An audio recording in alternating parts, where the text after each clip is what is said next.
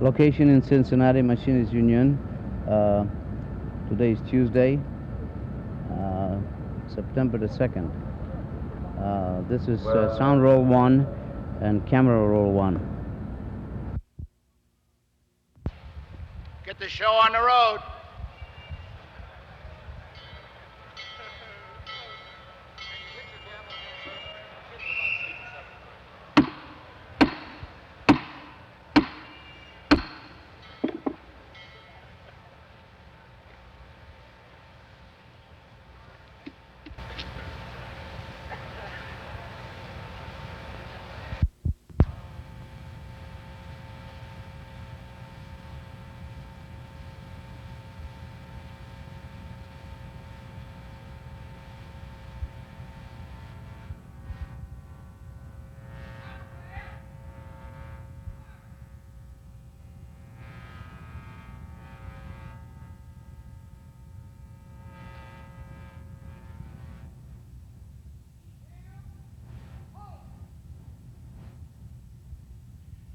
Now,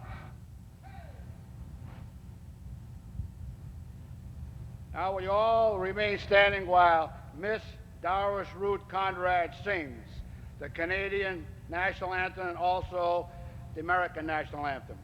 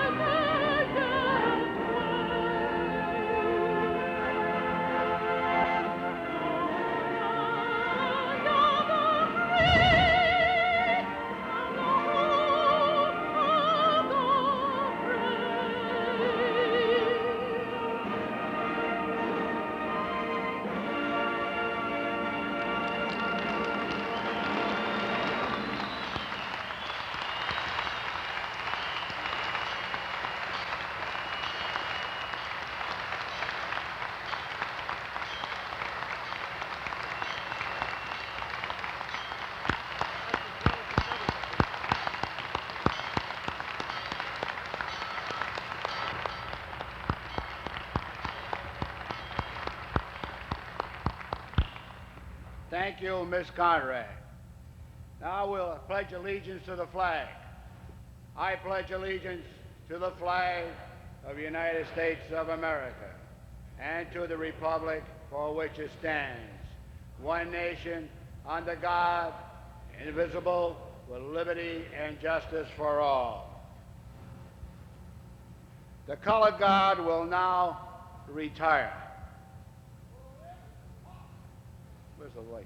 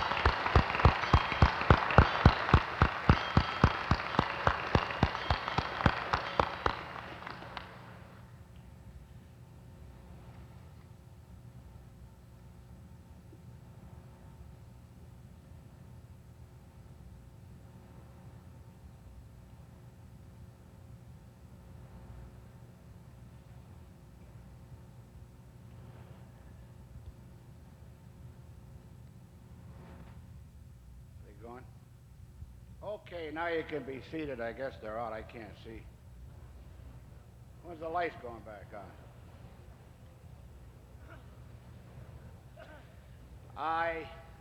Now for a few personal remarks.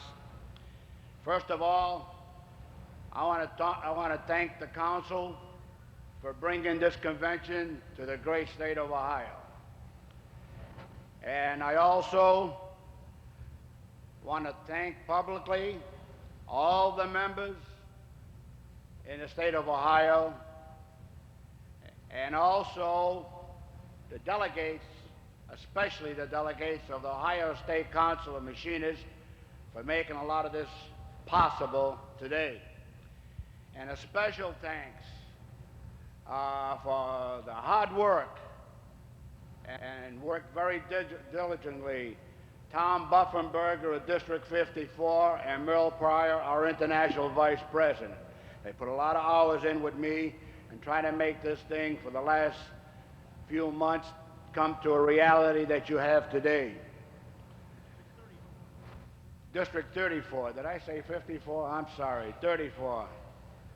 Of Cincinnati, District 34 of Cincinnati. Also, I want to thank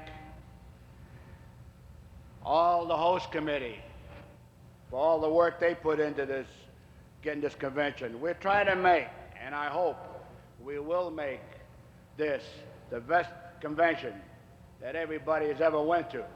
We're trying our best to do it. Now, the gifts you have received from when you registered, the compliments of the Ohio State Council of Machinists, and also the ones you received from Grand Lodge, I think this is the most that any delegate has ever received at a convention. Ohio State went all out, and we're going to try to keep it where we will have the best convention that we ever had. Now, when you go to a lot of conventions, and I've been to about 8 or 9 of them, there's always a few that stick out in your mind. In my mind, it was always San Francisco in '56 and St. Louis in '60. Well, we're going to outdo them if it's all possible, comes hell or high water. Now, we got a lot of things planned for you. When we registered in, so I can tell you now, some of you may not know, when you registered in at the Ohio State Council desk, we gave you 10 tickets for $10. Now, you didn't buy those gifts. Them gifts were given to you. The $10 that you paid is going to be a daily raffle at this convention. And the daily raffle is going to be one set of golf clubs and a set of tools every day of the convention. And maybe once in a Camera roll 3 and 2.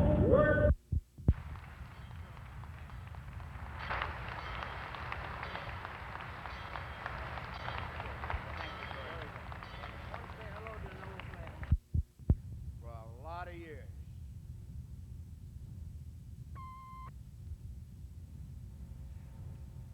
Brothers and sisters, we will now directly towards the goal of getting down to the business for which we have come by presenting to our international president two gavels which have been specially designed for this convention. Our international president and permanent chairman is a native of Cleveland and has been a member of Local Lodge 1363, District 54, since he first went to work as an auto mechanic about 35 years ago. When I first met him, he was a cocky young shop steward who feared neither man nor beast. Now, after all these years, he's a little older and a little fatter. And he was skinny when I first met him, but he's as cocky and fearless as ever. When he was appointed to the Grand Lodge staff, he was only 26 years old. He started out on a fast track, and he's been moving fast ever since. And let me tell you something, he's moving fast. If you guys thought that C. Miller was the fastest traveling IP, you're crazy. This guy's going to outpass him. And to make him go faster, we bought him an airplane so he can go in every little corner of this earth, in this United States, to service our members to the best of his ability. From the time he became international president on to July the 1st, 1977, more people than ever have been sitting up and taking notice of the IFM. He has appeared on such top-rated radio and TV programs as Meet the Press and 60 Minutes. He has gotten favorable notice for the Machinist Union in the Time, Fortune, Newsweek, the Village Voice, the New York Times, and the Washington Post, and other important publications from coast to coast.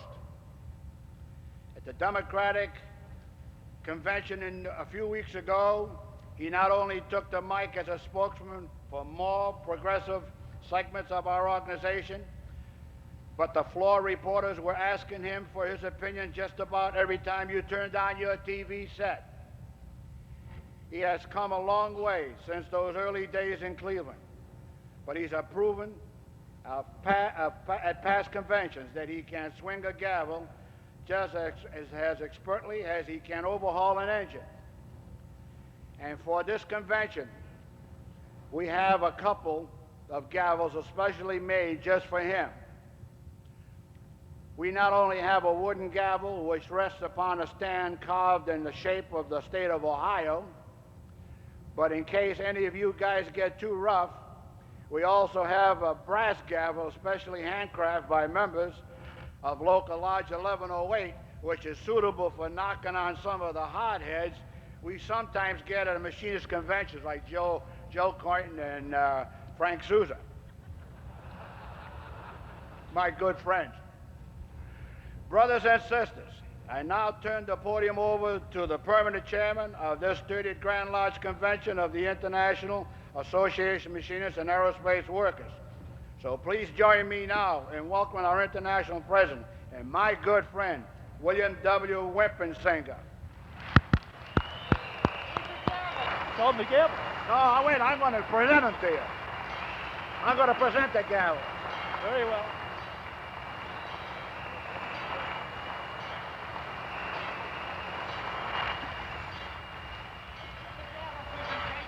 I'm going to present the gavel. I am. I got two to present. You'll get your chance.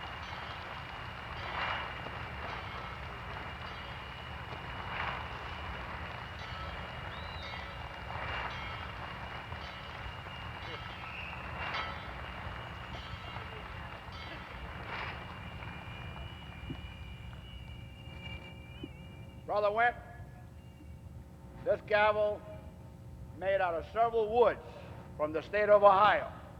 And if I can read the inscriptions, it's presented by Philip M. Zanella, Secretary Treasurer, Ohio State Council of Machinists, to W.W. Wimpensing, International President, at the 30th Grand Lodge Convention, International Association of Machinists and Aerospace Workers, September 1980, Cincinnati, Ohio, made by Robert Buffenberger, member of Local Lodge 912, District 34, IAM. There's the wooden gavel, Mr. Chairman. And there's the picture, state of Ohio.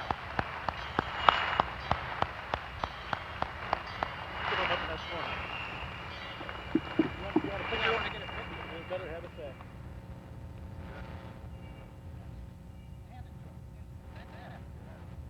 How do you do it? This one? Thank you. Well, you might take him in Hollywood. What? In Hollywood with all these goddamn cameras.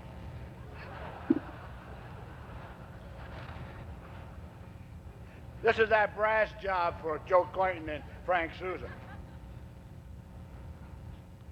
Presented to W.W. Wimpensinger, IAM and International Association of Machinists and Aerospace Workers, the 30th Grand Lodge Convention, Cincinnati, Ohio, September 1980. Presented to W.W., this is the plate.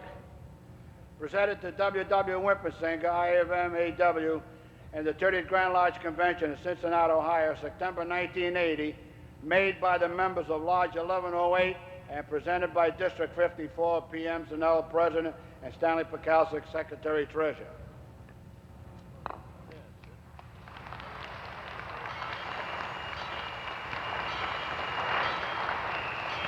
Okay. Wimp, let me say one more thing, and also to the delegates. This was a proud moment for me, maybe one of the proudest moments in my life, to present you to this convention, and also in behalf of the Ohio State Council of Machinists, we tried to do our best to make this the best convention in terms of accommodations, gifts, and so forth. We've done our best. The only thing left now, I'm sure the delegates will do their best to make this the best convention this international union ever had, and I thank you.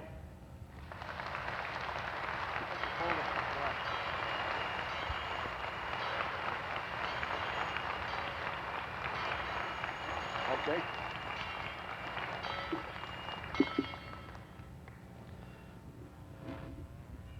Well, my friend and opening chairman, Phil Zanella, Sister Ford, the Honorable Jerry Springer, Congressman Tom Lucan, our good and dear friend Senator Metzenbaum, our host State Council of Machinists here in Ohio, our host committee, other distinguished guests, my colleagues on the Executive Council, my fellow delegates to this 30th convention of the IAM, ladies and gentlemen, it is for me a moment equally as proud as that of Phil Zanella. And all of us very deeply appreciate the warm welcome, the sincere welcome, which you have accorded us here this morning.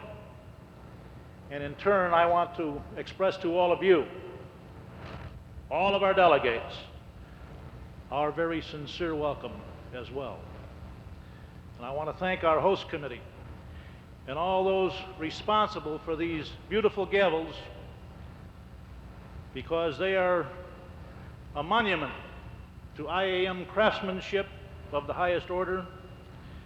And after they have served their purpose here, you may be assured they'll receive a permanent and conspicuous place among the showcase memorabilia of our great organization. Thank you, Philip. thank all of you again very, very much. You know, without doubt, we have assembled here in this hall the finest array of organizational brains, talent, dedication, and spirit that the American trade union movement is capable of producing at this stage of its development. And that's not just a patronizing boast from a very proud president. You've been tested in the competition of the trade union scene, been tempered by adversity, both political and employer-inspired. You've been tried by the tasks born in the needs of those whom you represent, and you've been goaded by officers who have a habit of asking too much. And you have responded with a typical IAM spirit all along the way, well beyond the call of mere duty or smug self-interest.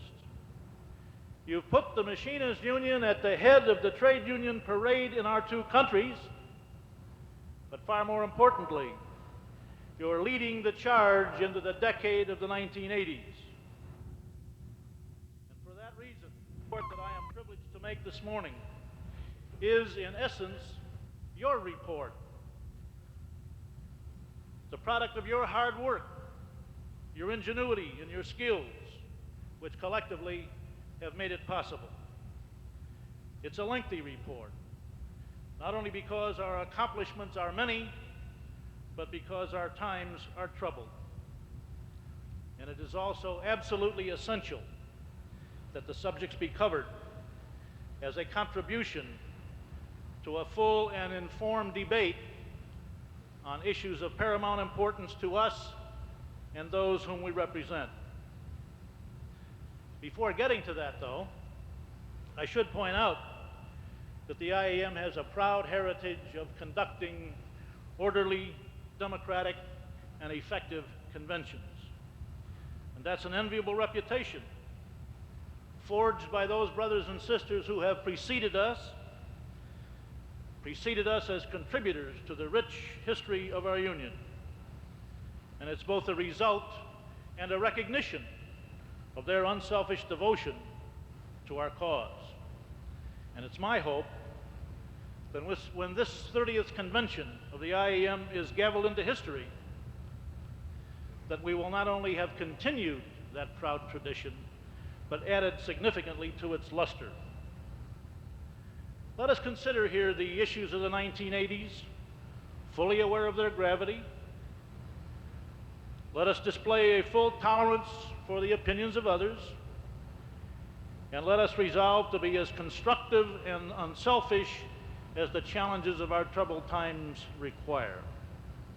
And if we do those things, and do them well, our convention will once again be a pleasant and encouraging exception to the general rule, a rule exemplified by those authoritarian and heavy-handed exercises that we've recently witnessed on network television.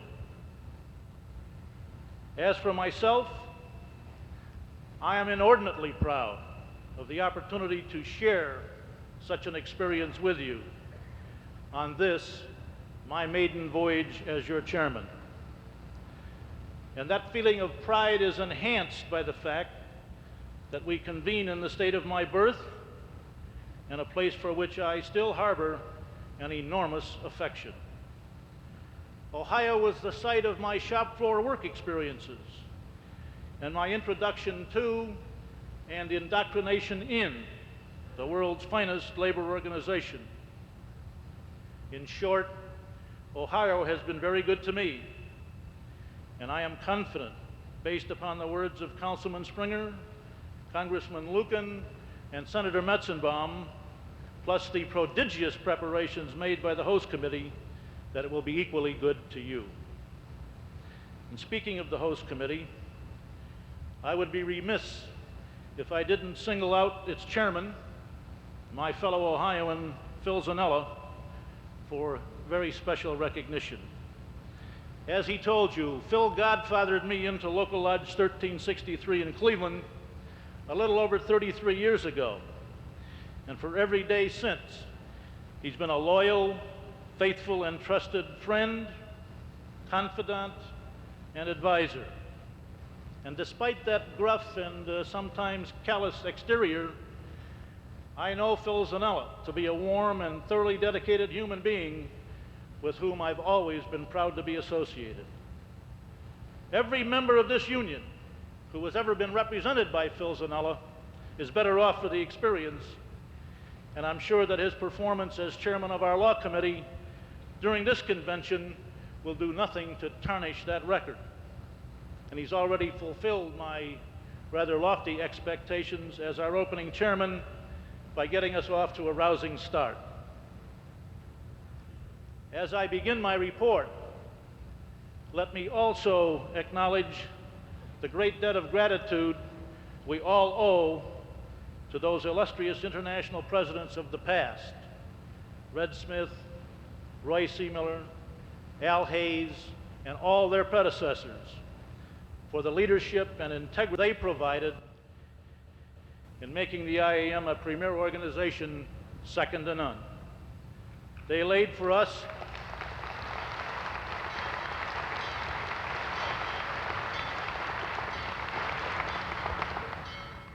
They collectively laid for us a solid keel of democratic principle and organizational commitment for which they justly deserve our affection and our esteem. In convention 4 years ago, we recognized that it was time to dock our IAM ship, take inventory of our needs, and assess our navigational course and environment. 8 years of Nixon-Ford rule had drawn us through a constitutional crisis and produced the most severe economic collapse since the Great Depression. While our members in Canada were not forced to endure political rape at the highest level of public office, they were dragged with us through the stagflation quagmire that was a hallmark of those years. In both countries, economic chaos produced bellicose political pronouncements, while working people bore the brunt of the burdens. In each country, a no-growth economy prevailed. And in short, we looked at our situation 4 years ago and found general economic decline in our own IAM economic condition. We had experienced no-growth membership. A decline, in fact, had set in over the previous 7 years. Inflation and increased operating costs were outstripping Grand Lodge revenues. Our general fund had accumulated a 7-year deficit of about $12 million. Our net worth was projected to show nearly an $11 million decrease by the end of 1976. Our strike benefits had been suspended 4 times because the fund fell below the $500,000 cutoff level prescribed by our Constitution. Our membership services were not keeping pace with emerging developments. Our real property was undeveloped. Our field staff was depleted to dangerously low levels, and thus service to our membership jeopardized. Our educational efforts were falling behind the pace being maintained by our adversaries. Our communications gap between the Grand Lodge and the membership was widening. Our communications gap between the IAM and the community at large was even wider. Our pension plans for Grand Lodge employees were not in compliance with ERISA. Our organizational image, along with that of all of organized labor, was sagging in terms of the public's perception of our aims, goals, and aspirations. Our contacts with like-minded allies and interest groups were jaded because we could not shoulder our fair share of the financial burden of their operations. In short, we were unable to sustain an effective modern trade union program under these conditions. And with the guidance of the Executive Council and through the diligence, patience, and persistence of the delegates to that 1976 convention, we countered those debilitating trends by adopting our program for progress and thus readied ourselves to face the rocky road which we all knew lay ahead. The key to replenishing our treasury and restoring our financial strength was tying our per capita taxes directly to the wages negotiated for and earned by our members. And there is no question whatsoever that it has paid off. No other trade union in the United States can match the across-the-board wage gains the IAM has made during these past 3 years, an average of 10 8/10% in money increases alone, having been bargained just last year. And we've made those gains in spite of the Carter administration's new austerity and harassment from the 7.5% to 8% wage guidelines. Your militancy has produced those gains for our members. Your militancy means that we're coping better than anyone else with the price-profit inflationary spiral. And we're doing it without bowing and scraping before that buffoon, Alfred Kahn, the president's #1 inflation fighter, whom I have had occasion to describe as having the intellectual equivalent of St. Vitus' dance.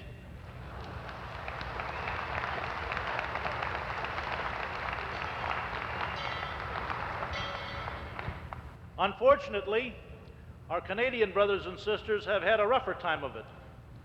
Until only this past year, they've been forced to labor under the yoke of mandatory controls enforced by the full weight of unfriendly governments. And even now, the new Trudeau government is threatening wage controls again. Other results of the actions which we took 4 years ago, I think, are also now apparent. Today, the IAM general fund balance is written in black ink. Our net worth has gone back up to 1969 levels. Our strike fund allocation has increased, and there has been no necessity during the past 3 years to cut off benefits.